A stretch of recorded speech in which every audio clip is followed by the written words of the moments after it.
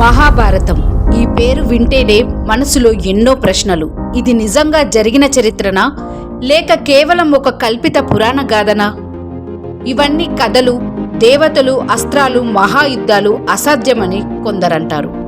మహాభారతం భారతదేశపు అసలైన చరిత్ర అని మరికొందరంటారు. అయితే దీనిలో ఏది నిజం?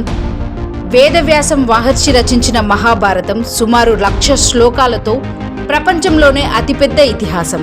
ఇది కేవలం యుద్ధ కథ కాదు, ఇది ధర్మం, అధర్మం, మానవ బలహీనతలు, రాజకీయ కుట్రల దర్పణం. గ్రంథాల ప్రకారం కురుక్షేత్ర యుద్ధం జరిగిన తర్వాతే కలియుగం ప్రారంభమైంది. ఖగోళ శాస్త్రవేత్తల లెక్కల ప్రకారం ఈ యుద్ధం సుమారు 5,000 సంవత్సరాల క్రితం, అంటే 3,102 BC ప్రాంతంలో జరిగింది. ఇది ఊహ కాదు. మహాభారతంలో పేర్కొన్న గ్రహాల సంయోగాలు, గ్రహణాలు ఈ కాలానికి అచ్చుగా సరిపోతాయి. మహాభారతంలో చెప్పిన నక్షత్ర స్థితులను ఆధునిక కంప్యూటర్ సాఫ్ట్వేర్తో పరీక్షించారు శాస్త్రవేత్తలు. ఫలితం ఆ గ్రహ స్థితులు